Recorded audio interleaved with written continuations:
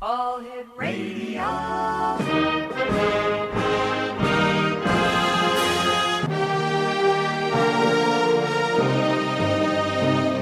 Welcome to the X Zone, a place where fact is fiction and fiction is reality. Now, here's your host, Rob McConnell.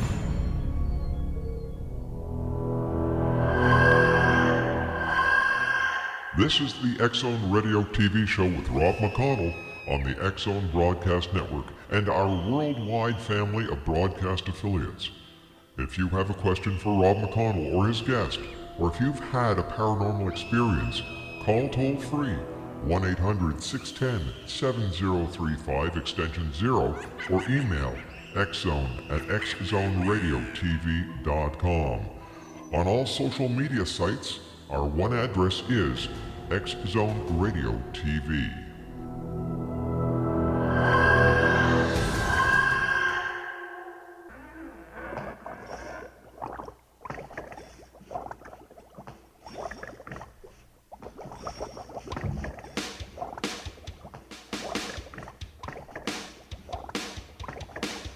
I was working in the lab late one night when my eyes beheld an eerie sight. For my monster from his slab began to rise, and suddenly, to my surprise, He did the mash, he did the monster mash. the monster mash.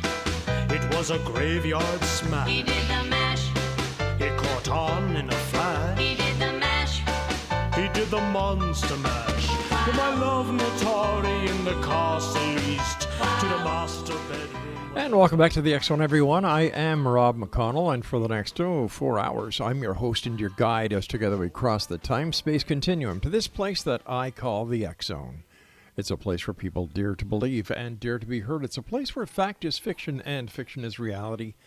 The X Zone comes to you Monday through Friday from 10 p.m. Eastern until 2 a.m. Eastern right here on the Talkstar Radio Network, Mutual Broadcast Network, Simul Radio, and, of course, the X Zone Broadcast Network. Now, if you'd like to find out about the programming we have available for you, 724-365 on the X Zone Broadcast Network, visit www.xzbn.net. And you can always find us anywhere online and all the social media sites at X Zone Radio TV. And for email, xzone@xzoneradiotv.com. Well, this is Halloween month, and this is going to be a Halloween like we have never seen before, because I don't know if Halloween is going to happen. Because of the COVID situation that is running rampant now, not only in the United States, but up here in Canada. It's just going to be interesting. So please, there is one message I like to give at the beginning of every show. Maintain social distancing and follow the health guidelines of your government officials no matter where you are. Wow, tonight's show we're going to be speaking to Brett Karsten. He is the casual psychic. And first of all, he's in Los Angeles, California. He also has a YouTube channel, Casual Psychic, and that's on YouTube. Joining me now is the one and only casual psychic, Brett Karsten. And Brett, welcome to the X Zone. Hey, happy Halloween. And a happy Halloween to you, too. I love your costume. Yeah. This is how it normally looks. Oh, there you go. You're a man of all seasons. Yes. Brett, tell us a little bit about yourself and how you got, what was your reason for becoming the casual psychic? Well, I'm a psychic medium, and the way I kind of became the casual psychic is probably like a lot of your listeners, because you aren't drawn into the X Zone, into the paranormal. You aren't drawn into that just happenstance. Typically you have some sort of experience. Yeah. And so when I was a little kid, I would have experiences with the paranormal. We lived in haunted houses. I had spirits come to me looking for help. I didn't know what was going on, but this all happened when I was really young. And I mean, I ended up sleeping with a flashlight, and I had a camera with me, and this is all at like 8 or 9 years old. And it wasn't until I became an adult that I looked back and it was like, oh, wait a second. Yeah, I've been a psychic medium my whole life, and I didn't really understand what was going on. And so I've always followed the paranormal and been interested in, if I go on a trip and I find out, oh, there's a haunted room, I'll stay in that room because that seems interesting. Or if I'm going somewhere and there's an area where supposedly Bigfoot has been seen, I'm there, So that's kind of my life up to this point. And then I had something happen and I blew wide open with my mediumship abilities. Now, is there a difference between a psychic and a medium? Yes, there is. Basically, well, a lot of people like to think there is. Let's see, what is it? Mediums basically are talking with the other side. We're working as a medium between the spirit world or whatever entities are over there and this world. And so we're receiving information from them. With a psychic, you're basically getting information from not other beings, or you're picking up on energies or picking up on information that way. And I am a psychic medium. I can do both. I think everybody basically can. I think if you are connecting with the other side as a psychic, you're still getting information from beings on the other side. And I think when you're a medium, you're also picking up on psychic energy and you're feeling the environment or feeling the room, And so I think they go hand in hand. Casual psychic, I chose that because it's better than casual medium. That sounds like clothing sizes. Yeah, it does. Yeah. It's like driving to McDonald's and asking for a casual medium burger and fries, I guess. What was it like? If I do really well, I'll have McDonald's doing a casual. No, it's still casual psychic. Right? There you go. Okay, sorry. What was it like the very first time that you realized that you were actually communicating with the other side? When I was about 8 years old, I had a woman in spirit come to me, and it basically overwhelmed all of my senses, and I didn't know what was happening. But this woman came to me, and she's trying to get my help. And I think that she had died on this windy road that was kind of behind our house.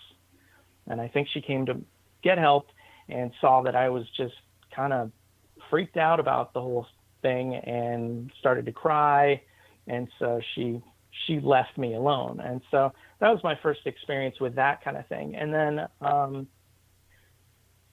later on, like as an adult, I was doing paranormal investigation with groups.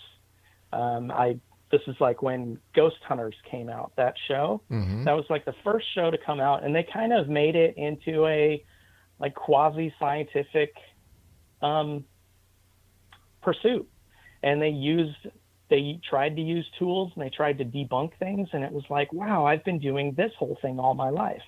And so I ended up working with different paranormal groups. And I became really involved with using an audio recorder. That's my thing. I love that. And I've always been into audio and video. And so using an audio recorder was great. And I would get EVPs, or electronic voice phenomena. And that is basically picking up spirit voices or unknown voices on audio. And it's often unintentional, and when you're doing investigating, you start trying to ask the spirits if they'll talk on your recorder, and they always would for me. And so I was doing that, and then the groups I was working with, they would bring in psychics to work with them, and I was always curious about everything going on. And so I'd talk to them and go, oh, what are you doing? And they would tell me, and I would do it. And I could do anything that they could do, anything that the psychics or the mediums could do. And so I slowly was shifting over, and I get communication that I get excuse me, Sure. I get telepathically, and it'll correspond with the EVPs that I end up hearing later when I play back the audio, because you don't hear the EVPs, you don't hear the spirit voices at the time, but somehow they imprint their voice in the audio file, and you listen later and you can hear it. And a lot of times those will coincide with the conversation I'm having with the spirit telepathically.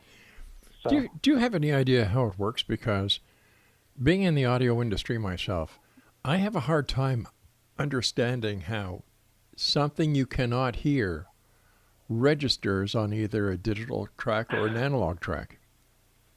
absolutely. Yeah, it is way out there, and it happens. And I've got really good EVPs that are talking about really strange things. They're talking about heaven. They're talking about, you name it, whatever is going on at the time. And it's very, very unusual. It wouldn't be something that would be picked up somehow through radio waves or, whatever.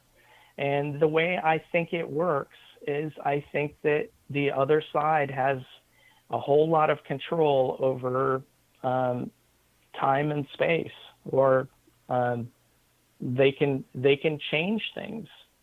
And so I've listened to EVPs, and they have said one thing at one time, and multiple people have heard it, and then I'll play it again, and it is saying something else. And it's obviously something else. And there would be no mistake with what these things are. Brad, Subtle whispers or whatever, where you can't really understand. These are things where everybody will say they're hearing the same thing.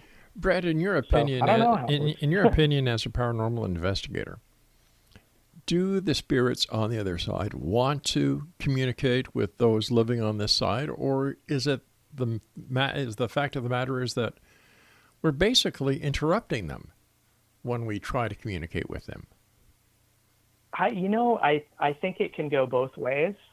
Usually they want to talk to me, and I'm not sure if it's because I have my guides trying to help them in whatever the way they can, and they're just interested in me and my entourage of guides, or if they're eager to talk to anybody who will listen or will give them a voice. One thing that came up, this is a couple weeks ago, I got a message of no physical evidence from somebody on the other side. And there was a little bit of an argument there, and somebody said, no, he has permission. So I have permission to get evidence. But for years, I've been communicating with the other side, and they are really reluctant to interact with us or communicate with us in a way where it ends up giving us some sort of evidence. Seems like a cop-out, but they've got some sort of rules over there. And another rule I've got that I haven't heard anybody else talk about is not using names. All right, let's talk about that because I've got to take a commercial break right now, so please stand by. Explanation, our guest this hour is Brett Carstens, and if you'd like to find out more about Brett, you can go to his website, which is casualpsychic.com. That's www.casualpsychic.com, or visit him on YouTube. Just search Casual Psychic. This is the X-Zone. I am Rob McConnell. This is a place where people dare to believe and dare to be heard. It's a place where fact is fiction and fiction is reality. And Brett and I will be back on the other side of this break as we continue here from our broadcast center and studios in Niagara, Ontario, Canada. Happy Halloween, everyone.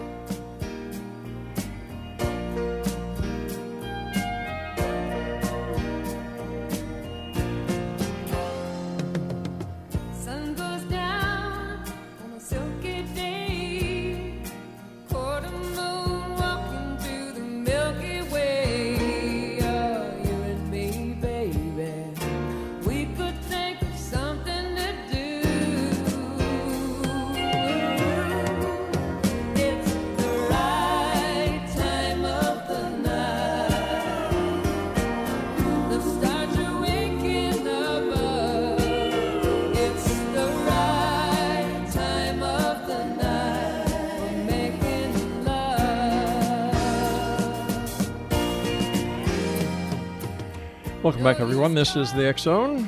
We're coming to you from our broadcast center and studios in Niagara, Ontario, Canada.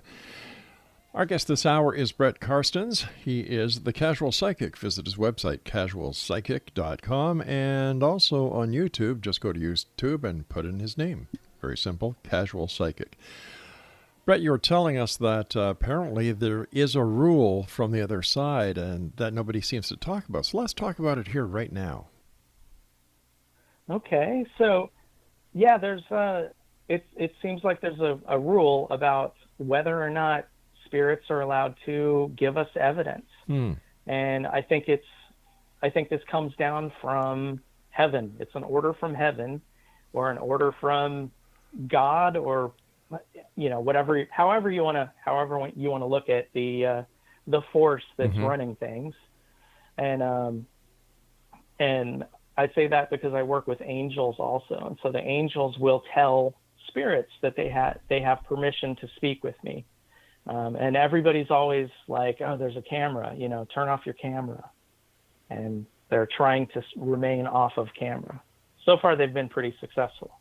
You get very few videos of spirits.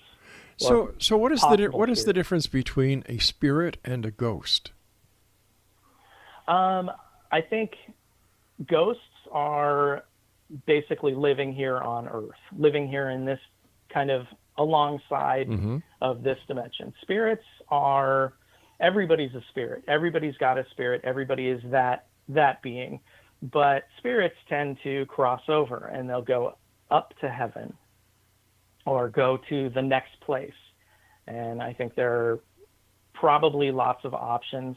When I'm saying God and I'm saying heaven, I think it's based on my just living in a Western society where Christianity is more popular, and my angels kind of have pushed me more in that direction than any other direction. So that's how I talk about it, and that's how they tend to talk about it. So would you say that one's own philosophical, religious beliefs would have a profound effect on the ability to communicate with those on the other side or to interact with spirits and angels? I think you have to be open to it. I think that's the only thing.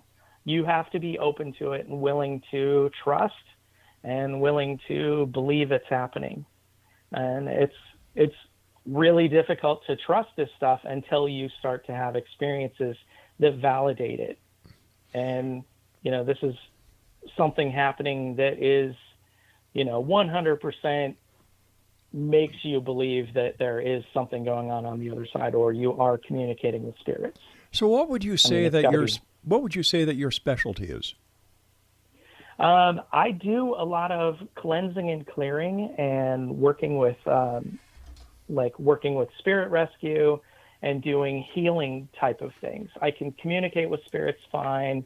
I really love to get involved with teaching and investigations and stuff, but I think I'm really good at cleansing and clearing and spirit rescue. What is I can do that with people or locations. So what is a spirit rescue? Is that a spirit who's in trouble who wants to get out of the situation he's in? Or she's in? It's kind of like, when we die, we move out of our body and we become a spirit or a ghost. I pretty much call everybody spirits because it's just, it's a temporary thing if you're a ghost, because you're eventually going to move on and move up. You're moving to your next place.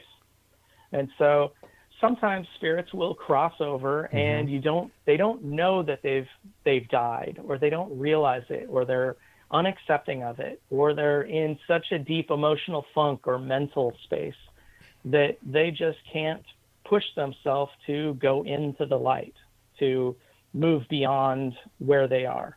And so these can also be people who feel like they weren't pious enough and they're afraid of going into the light. They don't know what to expect there. And so with spirit rescue, I think I've got angels with me a lot of times, or they'll show up when there are spirits that need help. And I just look kind of like a normal guy, and I talk like a normal guy. I'm casual, right? Of And course. so I'm approachable. And so these spirits are going to be able to listen to me. And I can explain that, like, you're going to be okay. This is where you're going. If you're sick, if you need help, you know, there are places where they can help you once you cross over into heaven. Okay, And so let's say you find a spirit that needs to be rescued. How do you do it? I will basically talk to them about, okay, connect with the angels, you know, talk to the angels and get their help. And what I'm trying to do is at least say that you're okay to move over. It's just giving them the assurances that it's okay, and that's usually enough. And I've had a couple of experiences where I've gotten to watch a spirit kind of cross over into the light, and a portal of light will open up. And I watched this over somebody's shoulder. This was the brightest one. This dishwasher, this guy, or he wasn't a dishwasher. He worked in a restaurant, and he had died, and apparently his family had died also.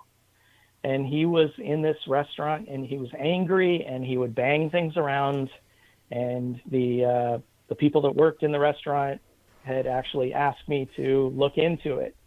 So I found out that there was this guy that used to work there, and he had lost his family and felt horrible, and he was just in such a deep, deep sorrow, and he couldn't get out of it. And he was stuck there, and I mean stuck in this emotional state. And I basically kind of talked to him and was asking, what are you doing here? And he told me, and, you know, I was overcome with his sorrow and his emotion. And then I was kind of telling him, you know, you can move on. And suddenly a portal of light opens up, and he starts looking towards this portal. And as soon as I saw it, I was elated. I was totally blissed out. Right before that, I was crying because of the sorrow that I felt for this guy. And then I was crying with utter bliss and happiness. And there's this white light, and it's like a hallway. And I could see generations of his family, just generations, lining this hallway going down. And I got to watch him go into this hallway, and then I lost it, and I couldn't see anymore. And I mean, I was useless for the rest of the day, just with giggling at this feeling I had just from seeing over somebody's shoulder as they went into the light. And I've heard folks on the other side talking about going up to heaven, and they talk about going up. And so, you know, there's no doubt in my mind that it is an okay place to go, and everybody's welcome there. The love that poured out of there, it was incredible. So as a point of reference, can we say that what you experience, especially with this last example you gave us of rescuing the beam of light and so on, can we use the movie Ghost with Patrick Swayze as a comparison?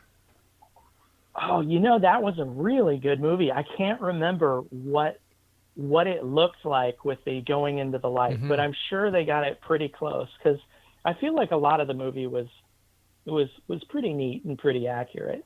I don't know about the bad guys, how the bad guys worked or any of that stuff, but yeah, the spirits being around us and stuff. So that fits. When somebody comes to see you as a medium, has there ever been a time when you've tried to communicate with the other side and nothing? Yeah, you know what? That is a really funny thing, because once I start my reading, once I start my session with somebody, the things that happen in that session are really part of the reading. And so it took me a while to figure out this kind of thing happens, or it's only happened a couple times, but I go to communicate with somebody, And it's like, they aren't stepping forward. I can tell there's somebody there, but they aren't coming forward. And it starts to come out that is absolutely their personality. And eventually we end up coaxing them out, and they come out, and like that, the not showing up for the reading is exactly who that person was. Exactly the personality, exactly the way they would deal with their loved one right here. So when you're doing a reading, are there any basic rules that you need to follow? Are there any questions that are not permitted? Or is all fair when it comes to asking the other side? It's dependent on whether the other side wants to answer or not.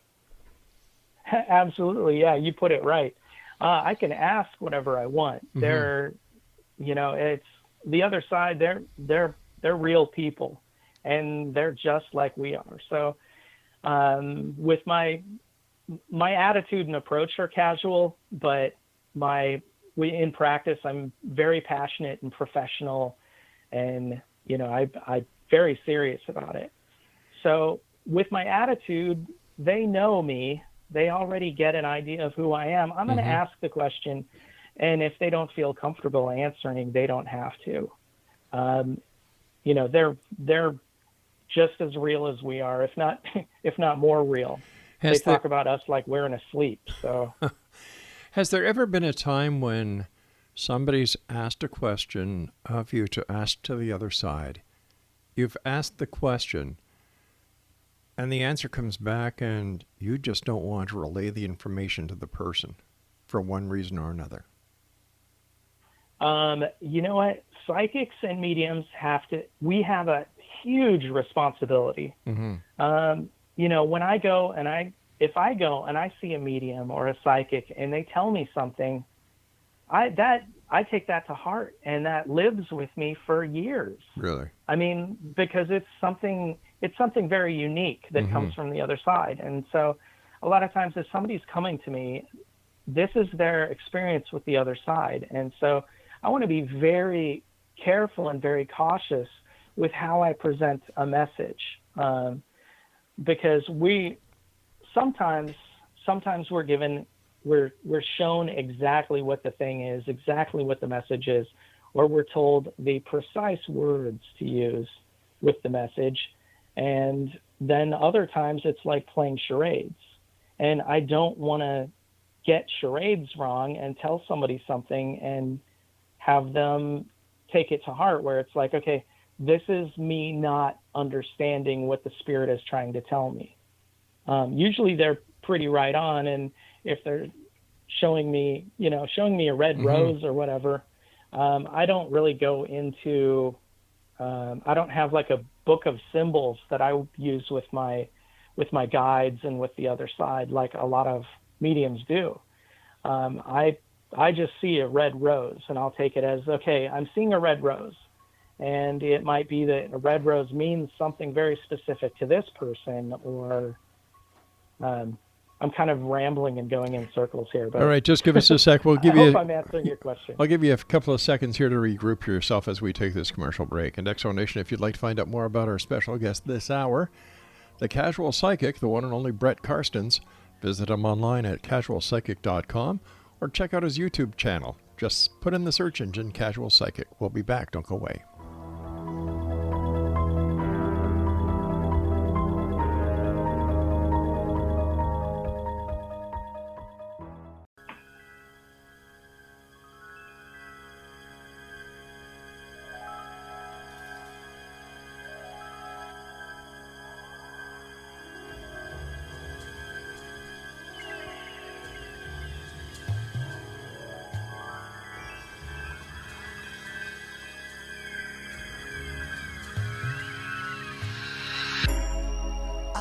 Just close my eyes again.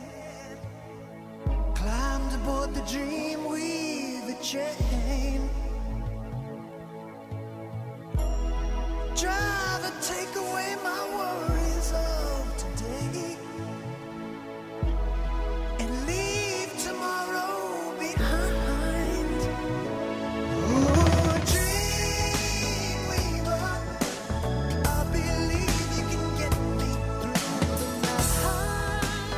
And welcome back. Brett Carstens is our special guest. He is the Casual Psychic. His website is casualpsychic.com. And on YouTube, his YouTube channel is Casual Psychic. First of all, Brett, thanks very much for joining us today.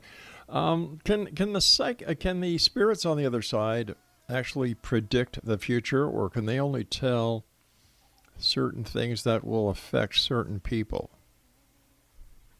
That is an excellent question. I've had, when I tune into the other side, sometimes I'll ask questions. I have viewers, and they'll ask me questions to ask the other side. And with the pandemic, but right as that was kicking off here in the U.S. and I guess the North American continent, I had them asking certain questions. And I have a lot of spirits and a lot of guides around me at any given moment. And it's hard for me to differentiate who I'm hearing giving the answer. Spirits, they don't necessarily have a whole lot more information than we do on things. They definitely have a wider perspective because they can see a whole lot more than we can. But they don't necessarily know exactly what's going to come up in the future. Now with angels, I think they've got a little bit more information than the spirits do. And they can kind of update me and keep me informed on things. And so like all of 2019, every time I would go in a dollar store or 99-cent store, I was picking up face masks. They had me picking up face masks, and I'd pick up a bunch of masks and throw them in the cart, and hand sanitizer. And so I loaded up all 2019 with these face masks, and I had no idea what it was for. It didn't occur to me that anything was happening at the time, but it's like, okay, that was the other side telling me or influencing me at least that something was coming around the corner where we would all need to be wearing protective masks. So when somebody somebody goes to speak to you and to get a reading or communication with the other side, what kind of basic questions do they ask? It really depends on the person. A lot of times people come to see me because they have some sort of block or they have some sort of issue that they need dealt with. And how I do it is I basically take a look at them, and I see them kind of as a silhouette. And this is over the phone, through texting, or in person. I can look at them and see them as a silhouette, and I'll start to see things around them. And I will initially, I want to do that before they ask questions, because I want to see if I'm getting to any of the points or taking care of anything that they're having trouble with before they can ask me about it. Because that kind of ensures to them that I know what's going on, and I'm giving them good information. But yeah, I'll pull interesting things out of their field or what's around them, and then we ask questions, and they're usually more direct questions about these things. Before a reading, I don't want to know anything about the person, about the place. I want to know very little information, because the more information I know, the more my mind can get in the way and like kind of create a narrative or something. So less is more. Less is more usually is in life, isn't it? What is it like? How do you know when you're contacting the other side that you're actually contacting the right person? That one is really difficult. If I'm trying to contact a specific person for somebody, there will be a lot of validation and a lot of very personal information that I won't have known. And, I know skeptics might be out there like, you find out their name and you Google them and you do all this stuff.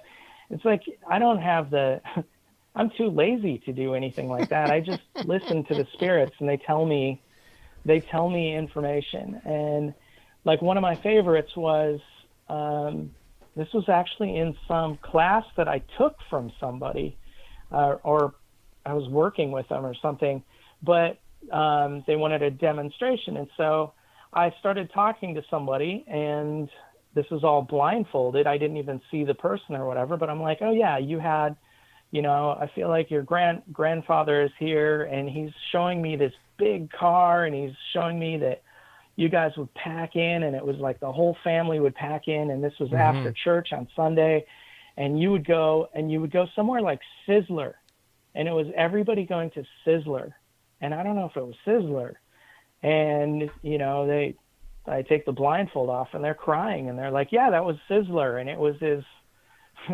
his 65, whatever. And it's like, that's something that there's no way I could know anything about that. And that was the big thing with grandfather. So like, I love that validation. Why do you wear a mask or a blindfold? I'm sorry. Why do you wear a blindfold? This was just for some sort of demonstration in a class. Oh, I see. This wasn't, yeah. Sometimes I'll close my eyes because it's easier to like pick up images in my head or see things that way. I usually don't close my eyes, but you'll see me kind of blank out in my stare, or I'm just kind of not my attention is very split. So, let me ask you something. Let me ask you something. You seem like a very down-to-earth person. You seem like you're a very compassionate person. What is it like for you, being who you are, when somebody sits in front of you and the communication on the other side is with a child that's been lost? How does that affect you? That one's really tough. It's heartbreaking and really warming and rewarding all at the same time. Because somebody gets to see that their child is still there. Their child has carried on. They're still there. They're still around, and they're usually with family members. They're being taken care of, and they're watching out for the people. And so, it's a reassurance that you're going to be together with your child again. It sucks that you had to go through such a horrible time, when you lost the child, but you will be reunited. Having had the experiences that you've had with the other side, have you ever asked them what happens when we die? What happens at the moment of death?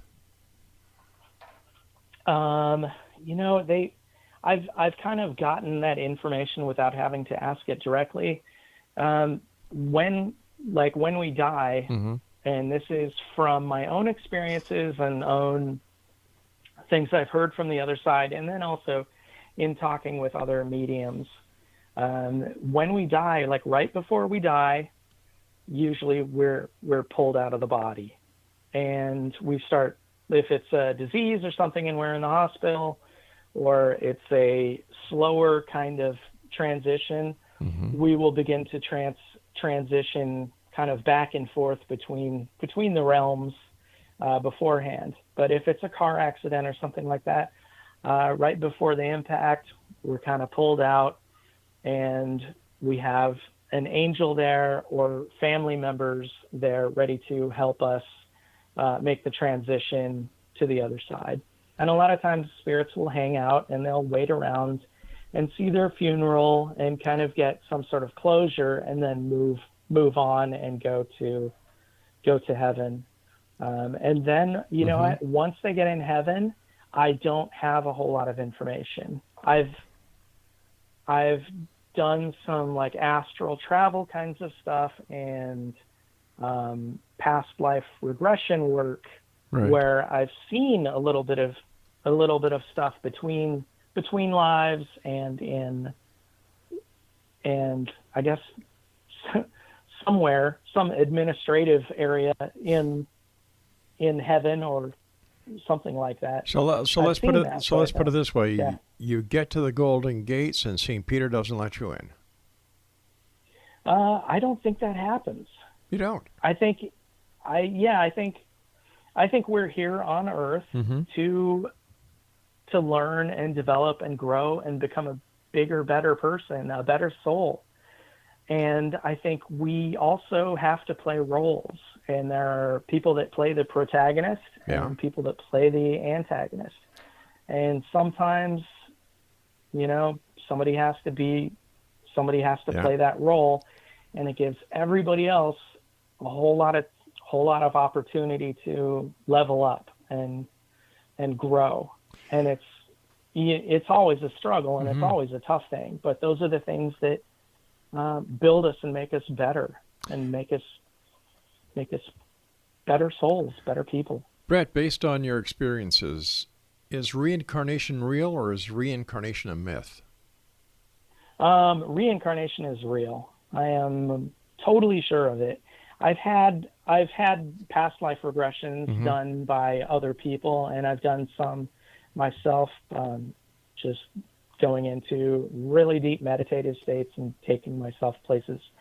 But I've had enough experiences to see, I've seen like places between lives, and then I've seen multiple other lives, and I've been able to research it and find information that I wouldn't have known had I not been involved in it. And there's a lot of research that supports it.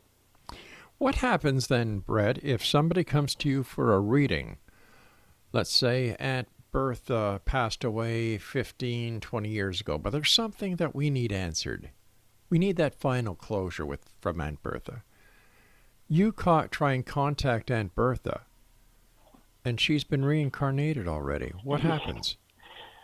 Yeah, that's an excellent question. I knew where you were going as soon as you started with that one. That's because you're a psychic. I haven't. Yeah, I haven't had to deal with that. I haven't run into that. And in talking with other mediums about that, they've suggested that like souls are split a little bit and can almost time travel. And I do know that that's possible. Not necessarily the time travel as in, I'm moving from this time to this time, but more of a consciousness kind of split. And so they've had people show up that may have already incarnated as somebody else. All right, stand by, my friend. You and I have to take our final break for this hour. Thanks for joining us tonight, Brett. It's a great pleasure talking to you. Yeah, this is fun. All right, Exo Nation, our guest is the one and only Brett CARSTENS. He is the Casual Psychic. You can find him at casualpsychic.com or on his YouTube channel, Casual Psychic. Just put that in the search engine. It's Halloween time, Exo Nation, all month, the month of October. Ghosts, goblins, things that go bump in the night. And we're here Monday through Friday from 10 p.m. Eastern until 2 a.m. Eastern on the X Zone Broadcast Network, Talkstar Radio Network, Mutual Broadcast Network, Simul Radio, Simul TV, and other networks and affiliates right around this great big world of ours. We'll be back as we wrap up this hour with our special guest, Brett CARSTENS. Don't go away.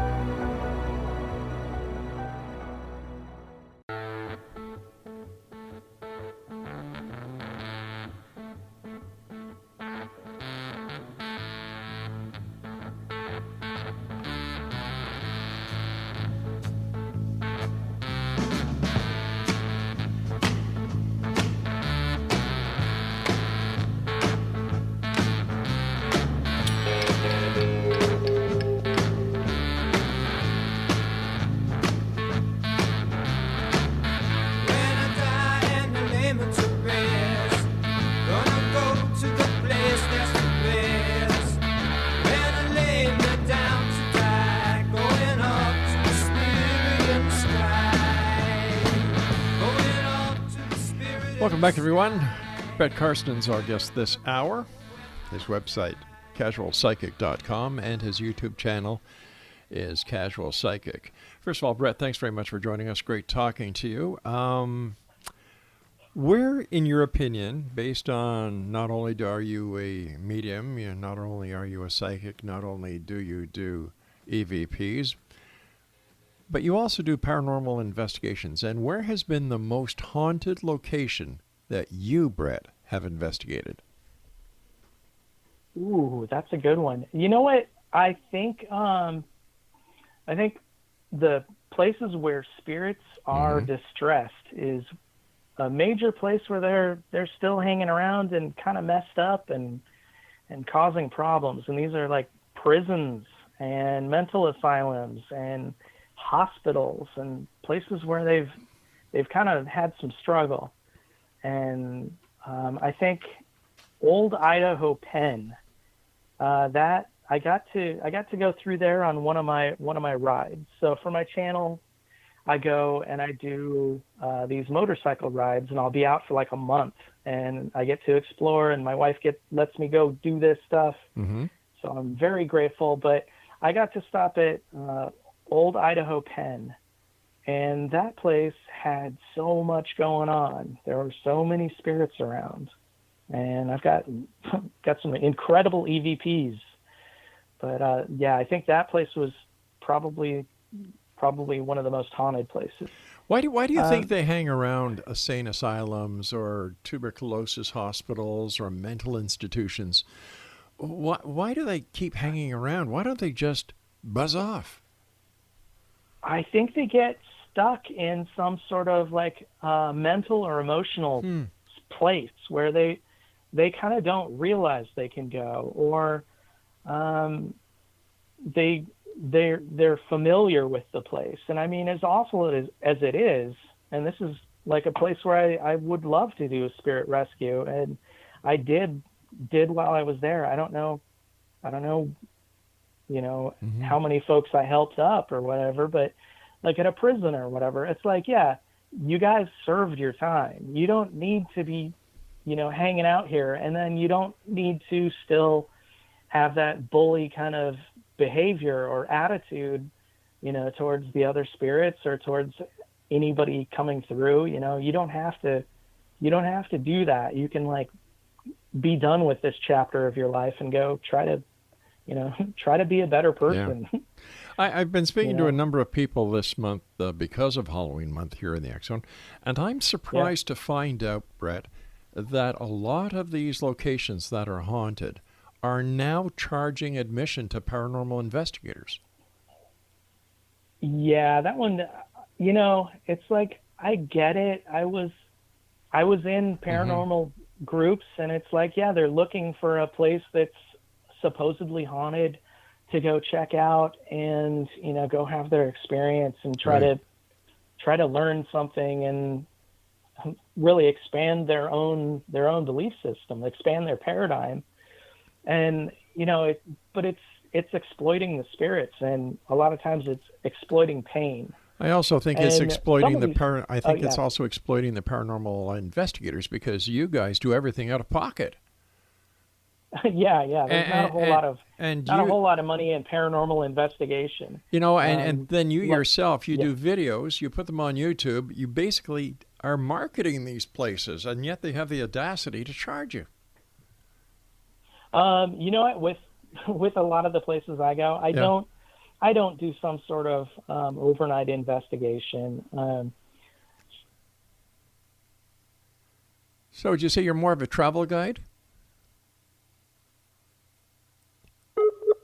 Hello. Places. Okay, there you go. go. I don't think you have to go places to have experiences. I think if you just open up, you're going to have experiences. Okay, but I would suggest don't do this at your house. No, you don't want to have an experience that scares the heck out of you, where you're trying to sleep and where you have to live and everything. And don't do this at your friend's house either. So let me ask you: you go out to these locations where there is spirit activity. You also do readings for people and help them better understand what those on the other side are trying to, communicate with them. So how do you protect yourself and your family from any negativity that may come over from the other side? You know what? With part of the spirit rescue work and part of the cleansing and clearing stuff, I put myself out there. I don't think everybody can do this. I think it's dangerous work, and you end up dealing with all sorts of entities that are that don't necessarily have your best interest at heart.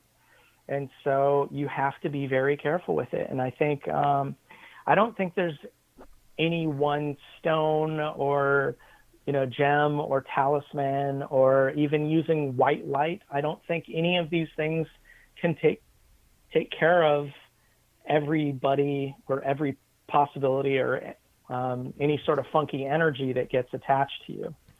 I have a really solid team on the other side, and angels, and they usually really take care of any issues I have or anybody that's going to try to follow me home. A lot of people today are talking about demons. I remember years ago, I've been doing this show for 31 years now. And over the years, there's been a progression, whether it was, first of all, it was the aliens, and then it was the angels, and then it was the demons.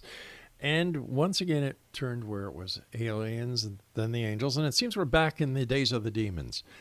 Is evil real, first of all? Yeah, it is. I didn't used to believe in demons or angels or any of that stuff. And that was part of my big awakening, where I was forced to open up and accept my psychic and mediumship abilities. And it was because I had demons attack me. Oh, wow. And this was something where I didn't even believe that was a possibility, but I'm seeing something that looks like gargoyles. And so they attack me. I'm asking my guides for help, and they're telling me to deal with them how I know how to deal with them. So apparently I have some subconscious understanding of what I need to do. So I take care of these guys. And then angels show up. And I mean, these are these tall figures with wings, the golden aura and everything. Yeah. And they're like these beautiful creatures, and they show up. And so it's like, okay, I believe in angels and I believe in demons.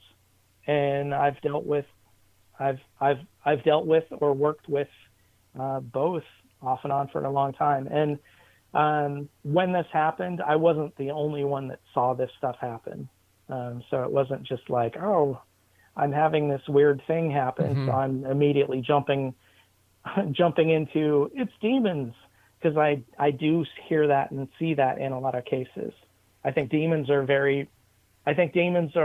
fairly rare.